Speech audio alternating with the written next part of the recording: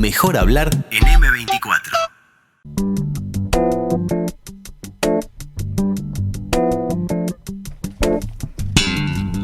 Luego de las palabras del senador colorado Pablo Lanz, le damos la bienvenida a Lilian Quechichian, senadora Frente Amplista del sector Fuerza Renovadora. Quechichian, gracias por estar con nosotros hoy. Un gusto, Mariana. Muchas gracias por la invitación. Por favor. Usted, además de senadora, fue ministra de Turismo. Debemos preguntarle entonces cuál es su evaluación de las medidas vinculadas a este sector. Me refiero a la exoneración de aportes, la baja de tarifas de algunas de las tarifas públicas, las facilidades al acceso al crédito. ¿Cómo tomó estas medidas?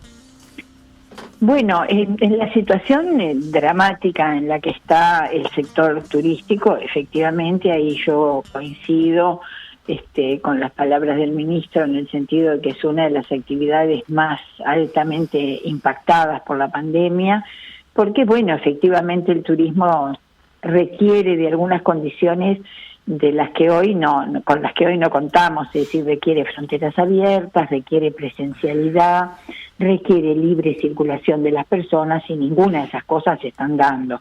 Por lo tanto, la situación es muy dramática. Las medidas, desde nuestro punto de vista, siempre son bienvenidas, indudablemente son necesarias, aunque desde nuestro punto de vista tardías, porque hace muchos meses que estos temas se vienen planteando y no se resolvían, y una cosa es asistir a las empresas hace unos meses para mantenerlas funcionando, y otras cosas es ahora, cuando ya la situación es mucho más dramática, y sin ninguna duda también son insuficientes. En este sentido, ¿qué esperaba o a dónde tendrían que apuntar para que sean suficientes? Es que el título, por lo menos en el área del turismo, que se le dio a las medidas eran de salvataje del sector. Sí, eso fue lo que le planteó el ministro Cardoso. Exacto. Al presidente de la calle Pou. Lo de ayer era un anuncio global, digamos, por fuera de esa idea, ¿no? Correcto, Martín. Por eso yo digo que el título de salvataje no corresponde. Son medidas de alivio, sin ninguna duda son medidas de alivio, pero nunca de salvataje.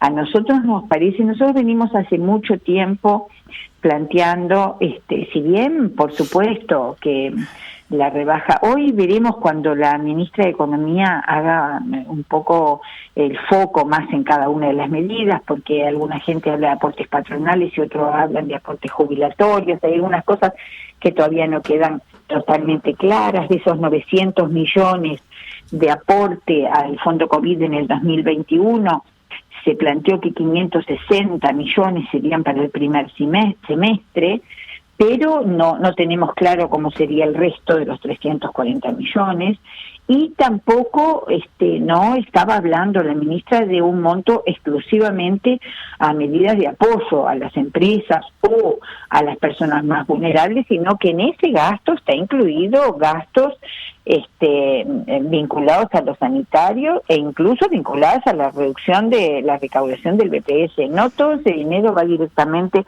como ayuda, como alivio, como se le quiera llamar, ni a las empresas ni a las personas. Lo segundo, tú me preguntás qué pensamos nosotros. Nosotros hace muchos meses venimos planteando que el sector requiere inversión del propio Ministerio de Turismo. El Ministerio de Turismo nosotros no tenemos recursos, dicen. El presupuesto mayor del Ministerio de Turismo tiene que ver con la promoción. Promoción no ha habido por la propia realidad de la pandemia.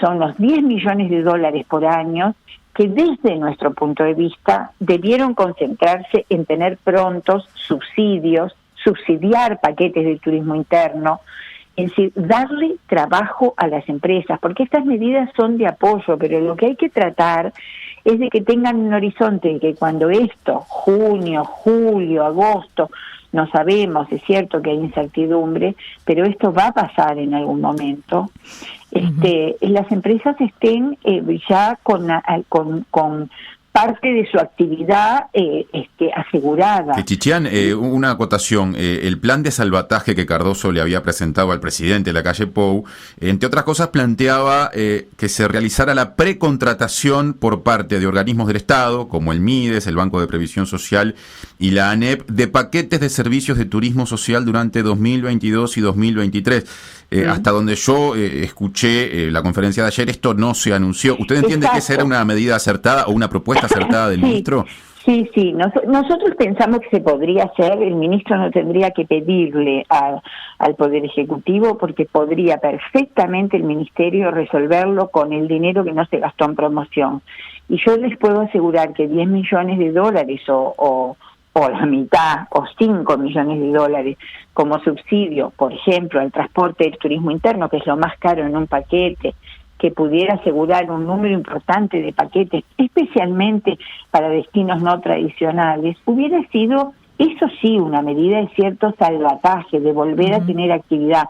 Sí, yo creo que eso faltó el IVA cero a los hoteles, que también había sido anunciado, y aparece el pedido del Congreso de Intendentes, que de verdad no corresponde, más allá de que cada intendencia tiene la potestad y la autonomía para resolver. En algunas, por ejemplo, en Canelones, yo lo conozco perfectamente, ya hay un número importantísimo de instalaciones turísticas de alojamiento que tienen exoneración de la contribución inmobiliaria.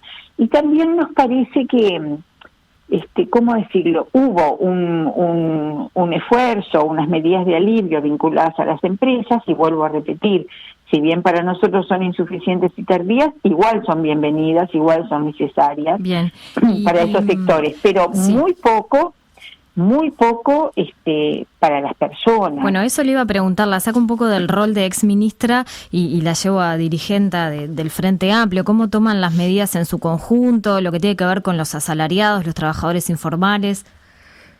Bueno, solamente con los aportes al BPS, que sean solo para los aportes patronales, hay una diferencia enorme. No hay ningún tipo de anuncio de inversión pública. Yo no sé si ustedes recuerdan, pero yo sí lo recuerdo bien, algunos ministros hablando de lo que sería un plan Marshall de inversión pública. Nosotros sabemos perfectamente, y todos los uruguayos saben, lo que genera de trabajo la inversión pública. No hubo ningún anuncio. Sí, creo que el tema del plan Marshall lo había puesto sobre la mesa el ex ministro de Posadas.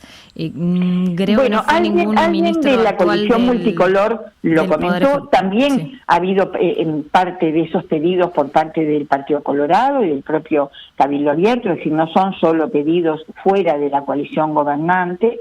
Eso no apareció, no hay ningún tipo de medidas vinculadas a la inversión pública que hubieran generado trabajo. Y después hay algunas otras cosas, como anuncios, que de verdad me parecieron dolorosos. Es decir, que un ministro de Desarrollo Social anuncie que ahora sí se puede fraccionar la canasta Mides en más de una compra.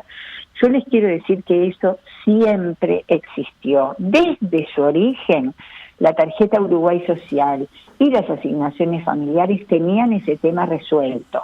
Este Mides y este ministerio resolvió eliminarlo porque venía el gobierno anterior. No hay otro argumento. Y ahora hacen una refundación sin sentido y perdieron un año. Ya que pasamos por el Mides, Lilian, justamente a través del Mides se va a subsidiar con 7.305 pesos durante 3 meses, o sea, un monto global que está en el entorno de los 22.000 pesos total durante esos 3 meses, a un universo de unas 12.000 personas monotributistas, a la que se le suman unas 8.000 personas que durante el mismo lapso van a recibir el mismo monto, pero que están vinculadas a los sectores de actividad, uno de ellos el turístico, para los cuales ayer se comunicaron buena parte de las medidas. Hablamos de unas 20.500 personas entonces recibiendo ese dinero por ese tiempo. El Frente Amplio ha pedido en los últimos tiempos apoyos o estímulos económicos para reducir la movilidad en el marco del combate a la pandemia. ¿Esto puede acumular en ese sentido? Bueno, en la reducción de la movilidad no, porque acá efectivamente se está asistiendo al monotributista, pero tú te puedes imaginar que si no hay ninguna norma que diga que hay que quedarse en la casa o que algunas actividades no se pueden realizar, ese monotributista, aunque reciba esos 7.300 pesos, va a seguir saliendo a trabajar porque nadie vive con ese dinero. Te dice además, que no es suficiente entonces para que la gente es lo que dice desde el principio. Son bienvenidas, son necesarias, obviamente que para la persona que está viviendo una situación dramática cualquier cosa es una ayuda, pero son insuficientes claramente.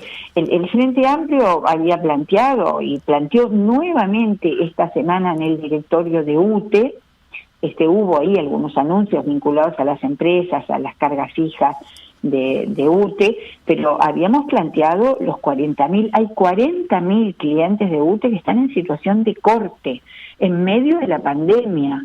Y hay un número importantísimo también de uruguayos con facturas atrasadas. No hubo tampoco ninguna medida vinculada a esos temas. Lo que vuelvo a repetir, son bienvenidas, son necesarias. Estamos viendo una situación absolutamente extraordinaria, pero y obviamente no hubo ninguna medida ¿cómo decirlo?, vinculada a la baja de la movilidad. Yo les digo la verdad, con todos los médicos, científicos con los que nuestra bancada ha conversado, pública y no públicamente, incluso hoy en la tarde vamos a tener una reunión con el sindicato médico, pero hemos hablado individualmente. Ayer mismo tuvo el GACH en la comisión de seguimiento. Nos dicen que si se parara hoy algún tipo de actividad, si se bajara drásticamente la movilidad por 15 días con asistencia a las personas a las que digamos no puede moverse, nosotros a fines de mitad de mayo tendríamos menos muertes evitables, que es de lo que estamos hablando. No estamos hablando de números, estamos hablando de personas que con algunas otras medidas podríamos evitar que murieran. Y si no es así, todos los científicos dicen que si esperamos a la inmunidad de rebaño, que serían unos 2.400.000 uruguayos que llegarían recién a junio, julio, agosto, bueno, estamos ahí perdiendo vidas. Por lo tanto, a mí particularmente, ya no como senadora, ya no como exministra, sino como ciudadana, me resulta increíble que no se tomen algunas otras medidas, que además hay otros países del mundo. Hablamos de Israel como un gran ejemplo, y sin duda, uno veía ayer las imágenes de Israel, de la gente volviendo a disfrutar de su ciudad, en los espacios públicos sin barbijo, pero Israel, cuando tuvo el brote, cerró por un mes a cal y canto todas las actividades, y junto con eso tenía una compra que hizo a tiempo, que hizo bien, de un número importantísimo de vacunas, y esa combinación de esas dos medidas, bueno, provocaron este resultado. Bien, que ya que habla del peligro de la situación sanitaria, justamente en el Senado se está tratando este proyecto de ley para modificar un artículo del Código Penal en el que se define como delito el solo hecho de poner en peligro la salud de los demás cuando se constate violación de las disposiciones sanitarias. El FANO no acompaña esta propuesta, no la acompañó en la comisión del Senado que lo votó y que usted integra. ¿Cuáles son los motivos? Sí, no la acompañamos en diputados tampoco. Bueno, ayer escuchando a un número importante también de abogados, de personas vinculadas al Poder Judicial, todos coinciden de que tiene una redacción. No se olviden que también una parte del Partido Nacional el año pasado se había negado a votarla.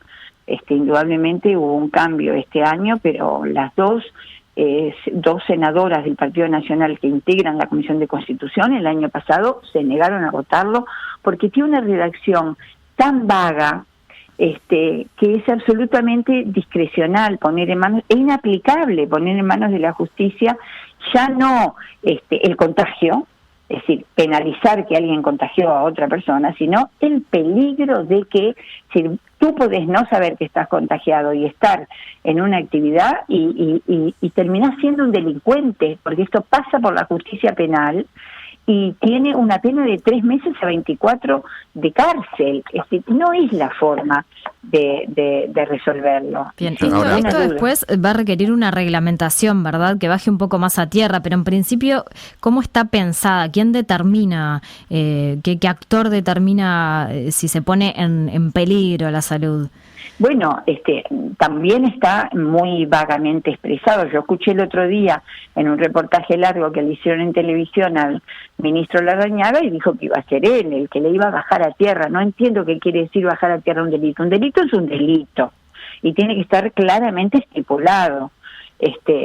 Sin ninguna duda, aquí no está claramente estipulado y deja en manos de una discrecionalidad que puede ser, desde nuestro punto, peligrosa. Para reducir esos márgenes, justamente, que puedan llevar a que alguien simplemente por contagiar a otra persona en un ámbito privado termine siendo penado o sancionado por la justicia. Recién el senador Lanz, en la entrevista que compartimos antes de hablar con usted, habló antes de abordar este tema específicamente, pero da la impresión de que son ideas conectadas, de la posibilidad de, por ejemplo, pensar en eventos, ya que hablamos del sector turístico, gastronómico, en los cuales haya habilitación para personas que se hayan vacunado, es decir, ir hacia un modelo de ese tipo.